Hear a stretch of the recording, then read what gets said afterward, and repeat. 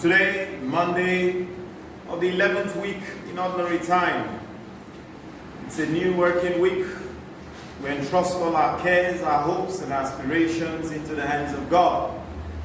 We pray that all our plans and our prospects will be favorably met and fulfilled in the mighty name of Jesus. We pray that this week the Lord will reveal himself constantly to be our God. He will shield us from the darts of our salvation's enemies, and he will grant us a fruitful week through Christ our Lord. Amen. We are presented today the first reading and in the gospel with something that is very familiar to us in our everyday interaction. We are quite aware that we have 7 capital sins.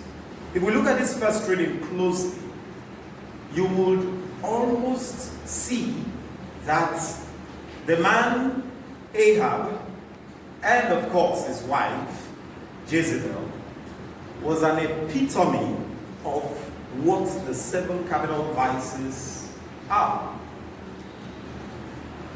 Ahab was a king. Ahab had loads and tons of vineyards, but he desired the vineyard of one man, Naboth. And scripture tells us, he goes to Naboth and says, in the book of 1 Kings chapter 21 verse 1, "Give me your vineyard to be my vegetable garden." Immediately you will see greed at its peak. Greed. Another vice you will find there is envy. He had his vineyards, and this man had just one, yet he was envious of another man's vineyard. Another one you will find there is pride. He could not sleep. He desired for somebody to come and calm his nerves. As all more concerned, they have to pet him. Since he's been sulking, since Naboth refused to sell the vineyard to him. Now you could see there is also another vice of covetousness. When you begin to desire inordinately what belongs to others, and not just desiring what belongs to others, you also wish that that person never had it. And then you would also see that there is a whole lot of wickedness. The truth is that, friends, we might be very quick to pass off Ahab as some bad man and think this passage of scripture has no bearing to us. But for a moment, let us pause and think about the many times we are envious of others, about the many times where we have allowed greed to take the better part of us, about the many times where selfishness has become the order of our lives. It's me, myself, and I. I'm in a place of position, and I want to use that place to enrich not only myself, but my immediate family members. I have something, but I want the greed for having increases with having. The more you have, the more you want to get, and then you keep grabbing, and whatever is on your way, you want to disparage, you want to destroy. Think about the many times where we've borne a lot of wickedness in our hearts towards others. And you see what Jezebel did. Jezebel had to conspire, trumped up charges against Naboth in order to assassinate Naboth. We all refer to her as a wicked, evil Queen Jezebel. Think of the many times where we ourselves have assassinated others. Character assassination. Where we assassinate people with the things we say, with the actions we carry out, the things we do to others. Where we trump up charges against people. And guess what? Interestingly, in the eyes of the people, Naboth was obviously guilty. He was guilty as charged.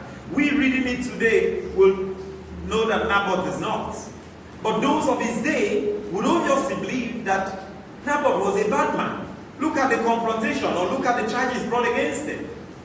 That he blasphemed, he cursed God and the king. He deserves to die. That is what the law states. Trumped up charges. Think of the many times we tell lies against others. The 8th commandment is clear. Do not bear false witness against your neighbor. But how many times do we do these things? How many times do we do it to one another? Sometimes out of vengeance, sometimes out of pure wickedness, sometimes out of the lack of the strength of character. Sometimes either because we are equally mentally or emotionally damaged.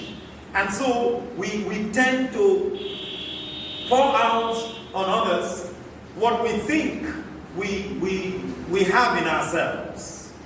Dear friends, we need to turn a new leaf. We need to turn a new leaf because as scripture tells us, it says, the Lord hates all who do evil. It says he will destroy all who lie. The deceitful and bloodthirsty man the Lord detests. Psalm 5. You are no God who loves evil. God does not love evil, dear friends. It means there is another opportunity. Once again, a new day has dawned, a new week has come. God is giving us yet another opportunity to right our wrongs. The truth is, many of us might be in Naboth's situation, whereby we might not even get out of it. Naboth did not get out of his own. Naboth was killed eventually. You might be going through certain things in life. All you need to do is to give ear. Continue to offer your prayers to God and make sure you do what is right. And if you find yourself on the other side, either as Jezebel or as Ahab, it's an opportunity to repent.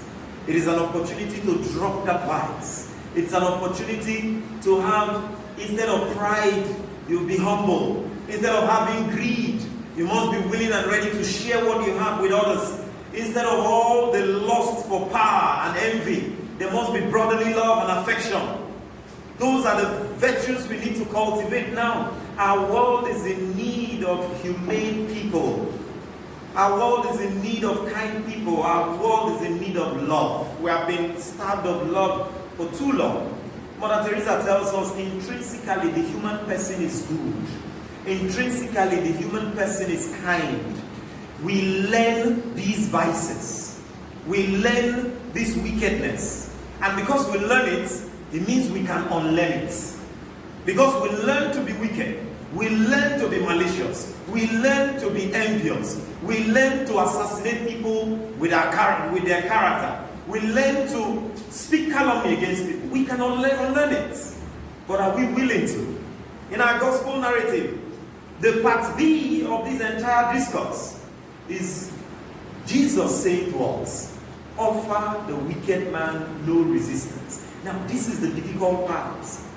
Because how many of us would not like to repay Ahab and Jezebel with what they deserve? Do they deserve to live? The answer is no. Do they deserve to be killed just like they killed Naboth? The answer is a resounding yes. But Jesus is saying to us, they strike you on one cheek, turn the other. The psychologist Erich Fromm says, act, don't react. This act, don't react. In science, we say to every action there is an equal and opposite reaction. That means, whatever you do, if I strike you on one cheek, the expectation will be for you to return the slap. That's just the normal reaction. Somebody comes to your house and he wants to take your life, and you say, oh, Jesus says I should allow you to take everything in my house. Sometimes it sounds impossible. When people malign you, what do? You want to return vengeance. When people hurt you, when people lie against you, when people put all kinds of calumny against you, when there is the PhD syndrome, pull him down, pull her down. What do you want to do? You want to return the same. But here Jesus is posing us a challenge. Remember, Jesus says, if your virtue does not go deeper than those of the scribes and Pharisees, you cannot enter the kingdom of God. However difficult it is, Jesus is saying us to allow vengeance for the Lord.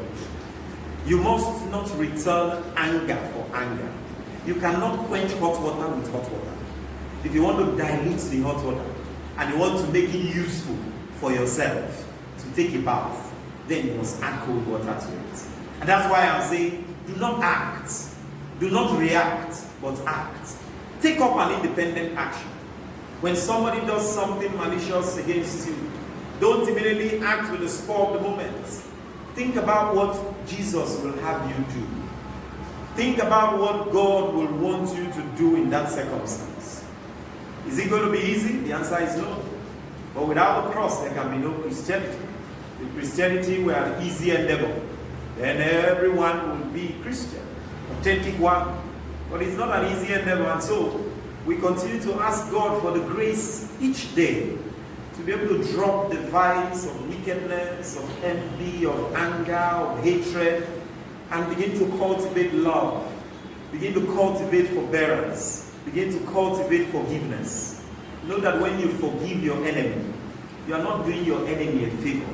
Instead, you are giving yourself the much desired peace of mind, peace of soul that you deserve. May God give us a peaceful week. May He prevent us from all the Jezebels and Ahabs of our world. And may He grant us the grace to forgive all those who have hurt us, who constantly hurt us, through Christ our Lord. Amen.